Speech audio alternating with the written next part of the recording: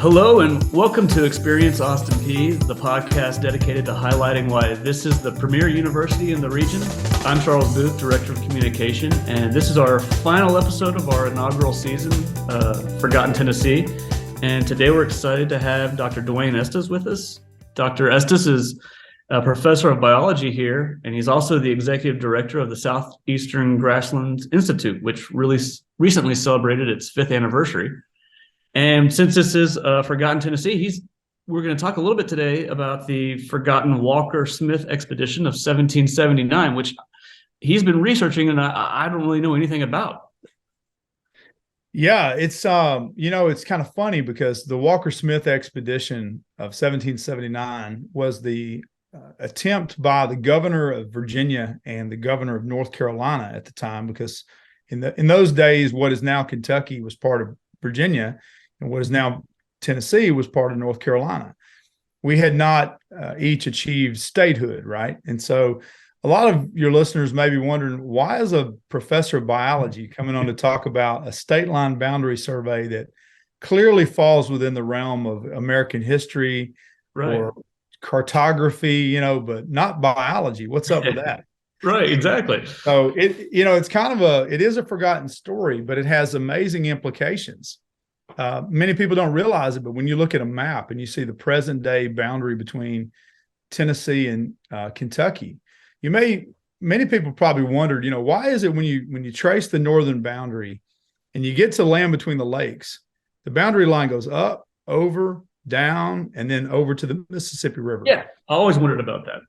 Well, I'm going to tell you why, and it relates, but it also relates in great part to the work that we do as the Southeastern Grasslands Institute. Is connected to the Center of Excellence for Field Biology and the Department of Biology to conserve and research the grasslands of Montgomery County today and of Tennessee and Kentucky.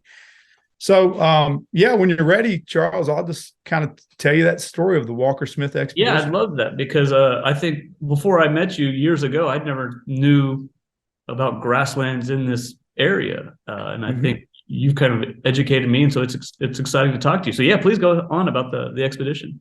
Okay, I'm going to do my best to recount it. And for the listeners, if you Google the Walker-Smith expedition, there are original documents out there that you can find to learn more about it. But essentially, the governor of North Carolina and the governor of Virginia, and this would have been in the year 1779, commissioned a team of surveyors, 2 teams of surveyors, to meet together at what is currently the present day boundary of where North Carolina, Virginia, and Tennessee come together. So they agreed to meet at a place called Steep Rock Creek, which is up in the extreme northeastern corner of modern day Johnson County, Tennessee, in the heart of the Blue Ridge Mountains.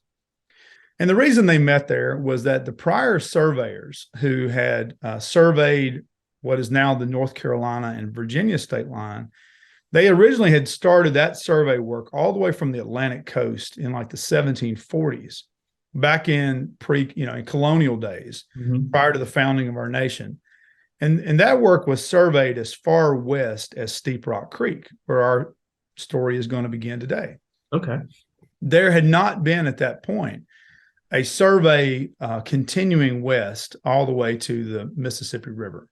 And so in the era and in the sort of name of westward expansion, you got to keep in mind that the Revolutionary War was sort of ongoing. We had just declared independence from Great Britain.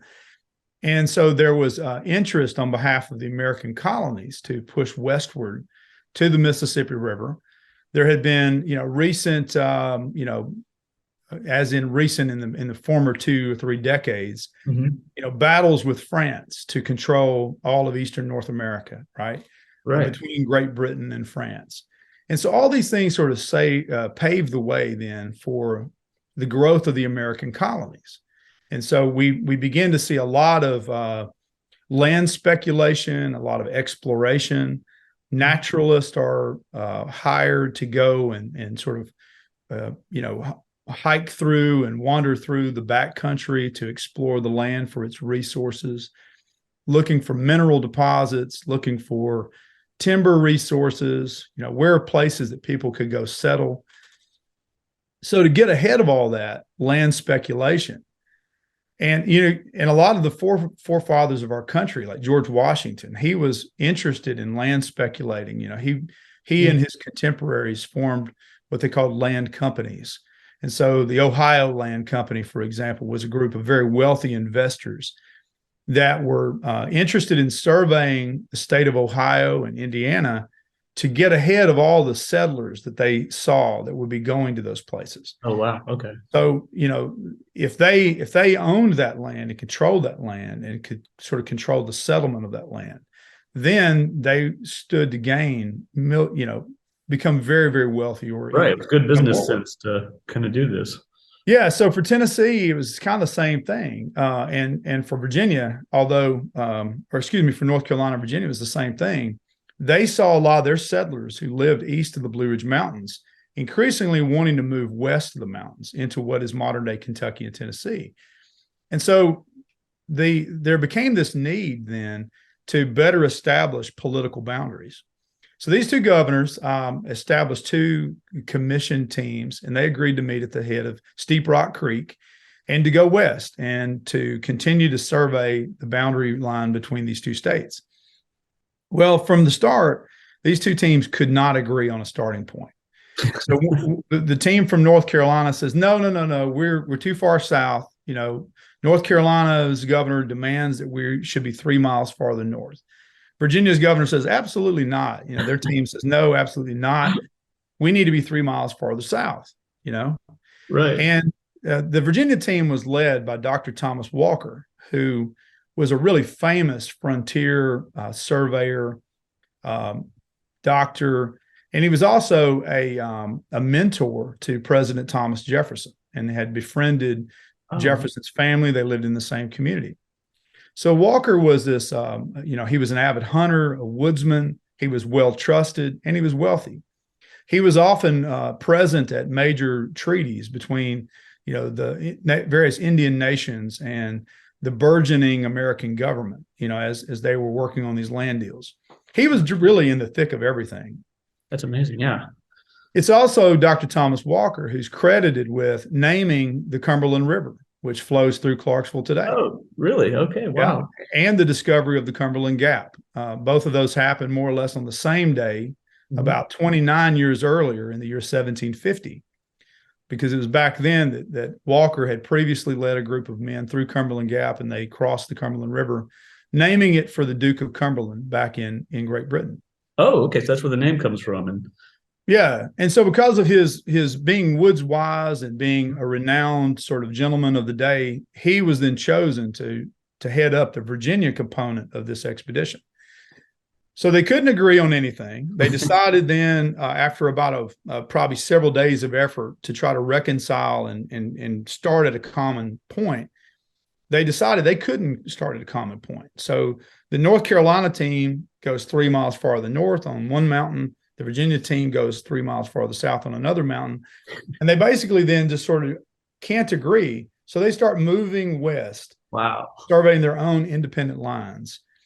Well, they do this. They go up and over mountain range after mountain range. They cross the ridge and valley of East Tennessee. And after like a month, and this is probably in the early winter month or late winter months, they finally get to where Cumberland Gap is now. And when you get to Cumberland Gap, you would encounter a massive wall of mountains. It's like 50 miles wide. Wow. And by that point, the North Carolina team is just fed up. And they write back to the governor of North Carolina and say, we quit. We're done. We're out. Oh, wow. Just yeah. This has been a hard journey. And they're just, the Virginia team won't work with us. Wow. They won't listen to us. We send a man over every few days to try to reconcile. We're just done. So they quit. They quit the whole expedition. They go home. The Virginia team now, led by Dr. Walker, and they get up to the top of these mountains that they just encountered as they're moving west, which is right at Cumberland Gap. And they're up on the top of the mountains, and they look west, and they see endless sea of mountaintops just out before their eyes. And all of a sudden, he almost had a mutiny on his hands. And this team is like, absolutely not. We are not going to go down one mountain and over another and another. There's like 50 that we can see. So the only way he could salvage his team was to say, wait. Let's just go down the mountain. We'll go through Cumberland Gap. We'll go up to the Cumberland River, and we're going to just bypass these mountains. We're going to float down the Cumberland River. And when the river intersects the modern day Tennessee, Kentucky line, then we'll get out and we'll proceed west again. So they said, okay, all right, you got a deal. We'll do that. So they go up and around, they go deep into Kentucky, and they wind their way around, and they come down to about where modern day Dale Hollow Lake is in Tennessee, where the Cumberland comes out of Kentucky. They get out and they proceed west again. Now, the important part here is they're taking measurements the whole way. They're using what are called chains and poles, and they've got all these sort of old-timey compasses and archaic instrumentation. Right. And they're taking notes, and they're talking about how many buffalo they're killing, how many elk they're harvesting. They're killing turkeys left and right. They're harvesting deer, because you got to feed this team of men, right? Right, yeah. Well, as they get out in modern day Clay County, just near Salina, Tennessee, moving west, and at this point, they're still about 120 miles east of what is now Clarksville. At every single 1 mile marker along the line, they're taking a data point. So the data point in those days was a tree. So when they get to, mile number 178 or whatever their journey, I'm just making that up, they'd say, here's a white oak tree. And at this white oak, we noticed 3 bison, we killed 3 deer, we killed 3 turkeys. Then they would go for another mile and they would mention the next tree. Another mile, they'd mention the next tree. Well, that worked really well when you're kind of in the heart of Appalachia, where it's a forested landscape. You got plenty of trees. But when they hit modern day Sumner County, Tennessee, after about sort of 40 miles after leaving the Cumberland River, they said their notes began to change. They said, now we encountered a series of briery, sort of thickety type of hills, right? It's symbolic of landscape change. Things are opening up. There's more brush and scrub. But when they get to about where modern day Mitchellville, Tennessee is, in northern Sumner County, right on the Kentucky line, this is about 50 miles east of Clarksville, they said, and now we entered the Barrens. Oh. And then there's a simple note. It says, we stayed within the Barrens for another 120 miles until we came within 3 miles of the Cumberland River. And what that insinuates then, Charles, is when they hit the edge of what they called the Barrens, which is this great, vast grassland, it was 120 miles wide. Wow. And they didn't take any more notes at each milepost that whole distance because of the lack of trees. Lack of trees. Okay. So that's not, I grew up here. That's not what if I'm imagining back to that time period, I'm thinking a big forest is in this area, but we've got a big barren grassland. You got one of the largest grasslands in the eastern United States, and their survey notes record the presence of that grassland, which they called a barrens back then. Wow. Yeah. That's just, it's when you first told me that a couple of years ago, I was like, I never had that idea that that's what this looked like. And then, how did they, the trees eventually came up over the last 200 years or? Yeah, that's a good question. So this was essentially an open tall grass prairie. The grasses would have been anywhere from, 2 feet to, 6 feet tall. Mm-hmm. And the thing that would have maintained that, the Big Barrens, as it was called, that's the name that later in the 19th century and 20th century, people called that specific region the Big Barrens region. Mm-hmm. We sometimes today call it the Pennyroyal Plain. And you might even recognize those names on the modern landscape, like Pennyroyal State Forest, just up near Cadiz, Kentucky, for example. But it was maintained by a combination of fire, which Native Americans would set fire every single year to burn off the prairie. Lightning caused fires. And then, of course, you had up until about in this region around Clarksville, we had buffalo, bison, until about the 1795 time period. Oh, man. So their grazing would have kept these open as well. Oh, wow. So that's wild. So if I in the hypothetical, go back in time, I could see buffalo, all these sort of ecosystem that just doesn't exist here anymore. It's a vanished ecosystem that mostly doesn't exist. What we still have are the remnants of it around. And, for anybody who lives in Clarksville, this is kind of we think about forgotten landscapes or forgotten landscapes. Mm-hmm. And let's just say we think about old times, an old tobacco barn, right? That kind of harkens back to maybe the 1950s, 1960s. An old log cabin, makes people think about the Civil War days or something like that. These old stone walls you see around Nashville, think about, the days of slavery and pre-Civil War era. But there are landscapes around too that, if you know how to identify them, but that can take our memories back even farther, like into the 1700s or the 1600s. And I'll give you one clue that people in Clarksville hear very frequently, and they don't realize when they're hearing it, but they're hearing something that connects to this former prairie landscape. Have you ever been sitting around town, or I don't know exactly where you live, but I know for me, I lived for about 13 years on one of the suburbs on the north end of the city. And I'd be back out in my backyard playing with my kids or something. I would hear boom, boom, boom, boom, boom. Yeah. Boom, boom, boom, boom, boom, boom, boom. Right. That was about 15 miles to the west at Fort Campbell Army Base, where they were shooting these ordnances in training practice, right? Firing at tanks and objects out in the middle of what they call the impact zone on the northwest side of base. Well, that firing of those ordnances, that very moment was setting fire to the grasslands at Fort Campbell. And those fires would burn an area of about 25,000 acres. And still today, that's the biggest piece that's left of the Big Barrens. And those Walker Smith Party members, they walked right through Fort Campbell's impact zone in 1779. But today, wow, that little bit of land that's about 3.5 to 4 miles wide, right up there on the northwest side of Fort Campbell Army Base, it still burns every year.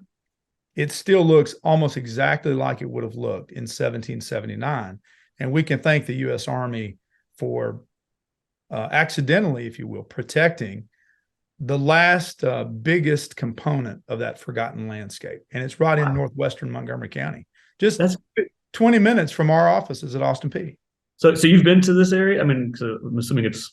Yeah, I took a trip out there just about 3 weeks ago. We were escorted by the Fort Campbell staff to go specifically look out into the impact zone, and it's really, to most people it probably just looks like a giant open landscape, but to somebody who's a trained ecologist and biologist like myself, I see the plants and the animals that have to have prairie landscapes, and that's the only place left in a 100-mile radius where they're still flourishing and living like they were 2 centuries ago.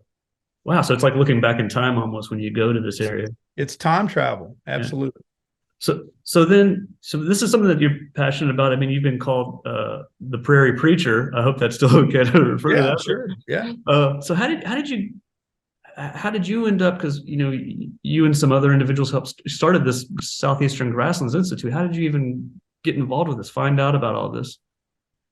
Man, that's a great question. I've always been a talker, as I'm sure that 10-minute story, probably 15-minute story shows. But yeah, as a professional biologist, I spent the first 10 years of my career at Austin Peay really concerned about the plant diversity of Tennessee, endangered species.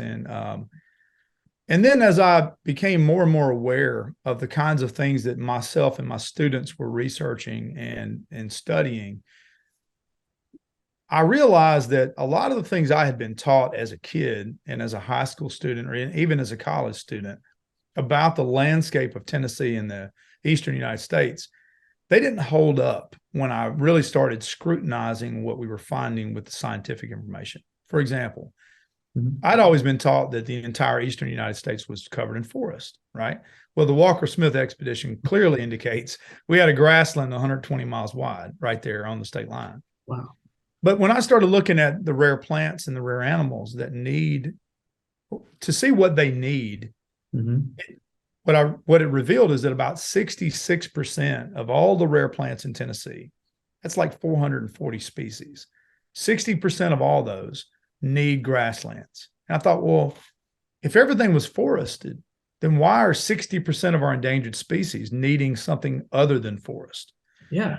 And that just clicked a light bulb in my mind. And I started really then studying grasslands. And the deeper I got into that, the more I realized, oh my gosh, there's this whole forgotten landscape, this forgotten Tennessee that's out there. Mm-hmm. That led me to becoming insanely interested in the study of American history and Tennessee history. And I dug into archives, and I called elders and talked to them. I looked at ancient maps from, the 1600s, 1700s, looked at Cherokee oral legends. And the more I put all this stuff together, and I talked to my colleagues and co-founder Theo Witzel, we began to assemble a story that we found to be revolutionary, that has simply never been told in American history and American conservation. And now we're telling that story, and we've embarked on a massive journey. And I'd say over the past 5 years, just speaking face to face to people, we've spoken to approaching 20,000 people face to face. So we're on a mission, and sometimes we feel like an old-timey circuit preacher who's sort of just making the rounds, right, telling everybody about the gospel of grasslands and the importance of them. That these grasslands were originally here, and they're an important part of our region, I guess, the whole southeastern region. Yeah, it's important. It's important to our biodiversity, obviously, as a biologist, but it's important to us as people because grasslands are really key to ecosystem services. Helping to combat climate change, preventing topsoil erosion, keeping water clean in places like, the Red River. One reason why the Red River is so polluted today is because we've taken 90% of what should be in that watershed, and we've converted it from grassland to something else. And so there's just massive amounts of fertilizers and agricultural, runoff and nitrates running into that river system. A lot of that wouldn't be getting in there if we had more of a sort of a protected buffer, against some of that from running into the streams. But also there's a lot of cultural connections to grasslands that people, I think, we've simply forgotten that because we don't know as a society, we don't remember that grasslands were part of our early history. And that means they were part of the everyday living experience of Americans up until like 1850.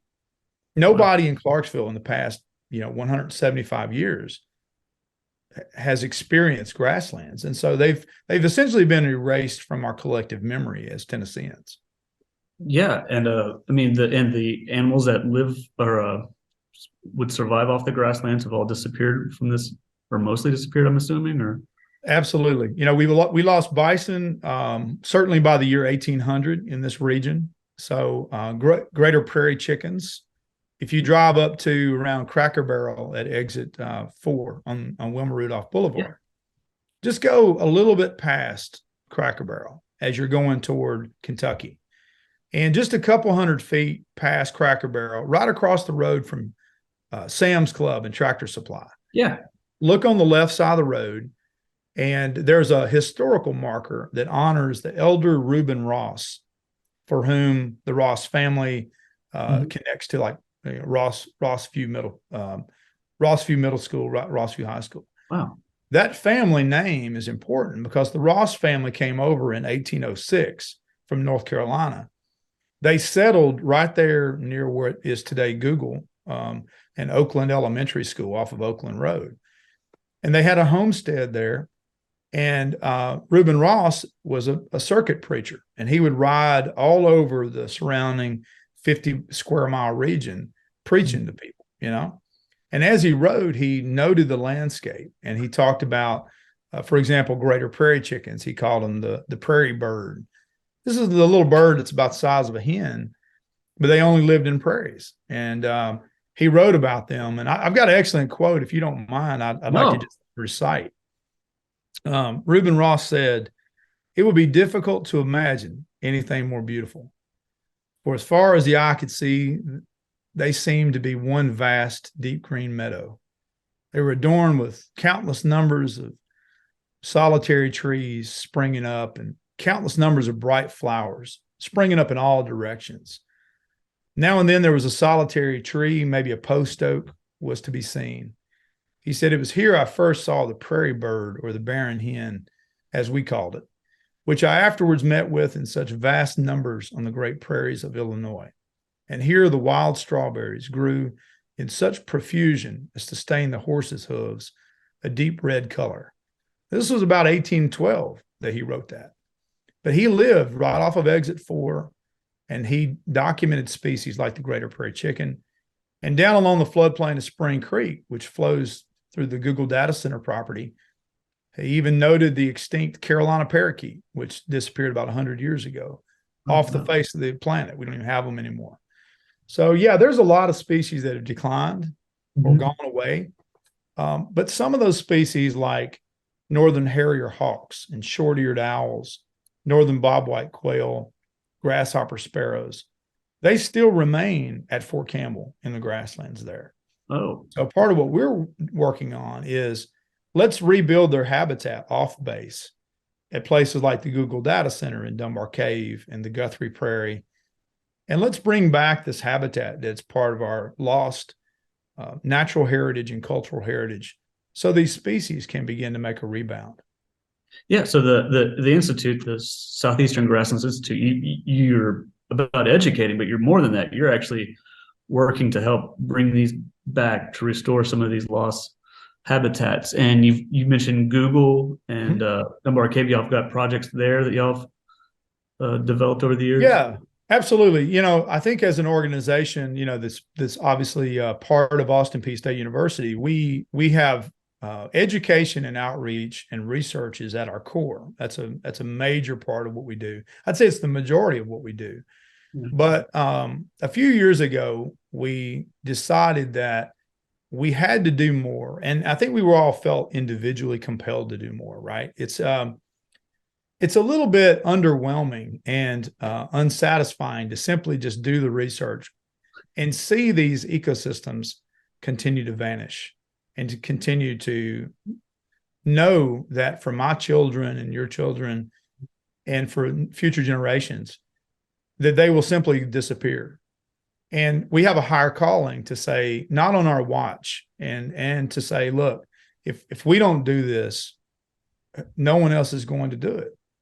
And so for that reason, we decided to really grow out our program to have a really vibrant and visible on-the-ground restoration component. That's a little bit unusual, I think, as a university, to have, people out there, sowing prairies and removing invasive species and conducting prescribed fires and managing landscapes. It's a little bit more typical of, nonprofits or like the Nature Conservancy, some state agencies and federal agencies. But those are really two critical aspects of our work: the research and outreach, plus the conservation work. And then in the future, we're also doing a lot to influence policy on grasslands from local to federal levels. And part of our aspirational goals is to develop a grant program. So we understand we can't do it all by ourselves. We want to be able to connect with the philanthropic community, with corporate sponsors, with major federal support to uplift the funding for grasslands all over the southeastern U.S. And so that's to do that requires pilot projects. And I'll stop here just to answer your question and say that projects like Dunbar Cave State Park Prairie, which is 15 acres, was our very first attempt to show that we could do that work. And then we moved into Google to do 50 acres. And now we've got our eyes set on 10,000 acres over the next 5 years. Wow, that's amazing. And so just that work is kind of doing controlled burns, or maybe what does that work look like, I guess? Yeah. So, like at Google Prairie, for example, we let me just give the example actually from Dunbar. Dunbar now is probably in its 7th year of development. And so we raised the money to do the project. that fundraising component is really key to a lot of what we do. I'd say a huge component of our work is fundraising. And we were able to raise $35,000 from Roundstone Native Seed up in Kentucky, who provided all the seed and the herbicide and the labor, and they came and planted it. And along the way, then our team, and of course, Dunbar Cave State Park, part of the Tennessee State Park system, their major contribution was to grant the land, right? They still own it, but they allowed us to use their land to do this project. And then the Friends of Dunbar Cave group, which is the fundraising and support system for the state park, they've been instrumental in helping to provide additional funding and volunteerism. And then our role is to do things like the planning, writing the management plans, actually doing some of the management. So we go out there and recruit a volunteer team to go out and remove invasive species. We do a lot of the coordination work on the site. So if it needs to be burned, we help to coordinate that. If it needs to be mowed or cut hay off of it, we coordinate that. So we're very hands-on with Dunbar, and there's a trail system that goes through it too. So it's a community destination now. People can go there and hike it. And we're now working with the state parks to create a system of signs there, interpretive signs that tell people about the history of the project. That's just the starter. And we're now going to be doing, we're doing similar work now with Google. We've got projects in other cities in Chattanooga and Nashville. We're doing the same thing. We wanted to use Dunbar Cave as the proof of concept to grow this vision across our entire 24 state region. And I think we've really succeeded. And it's a great project with a lot of excitement. And it's more than just restoring habitat. Again, it's creating a destination for people to enjoy. Wow, that's great. And I forgot 24 state region. I mean, this is a big area that we've got our eyes on. And then there's the Guthrie Prairie. Is that something that now does SGI, how does that fit into what you guys do? Is that something you oversee or own, or I wasn't sure how that works? So yeah, that's a great question. So you're right. On just the past month or so, we as university announced that collaboratively we had purchased the Guthrie Prairie as a new 6-acre prairie preserve, is what we kind of call it. And this is actually really well positioned for this discussion because it is on the Tennessee-Kentucky state line.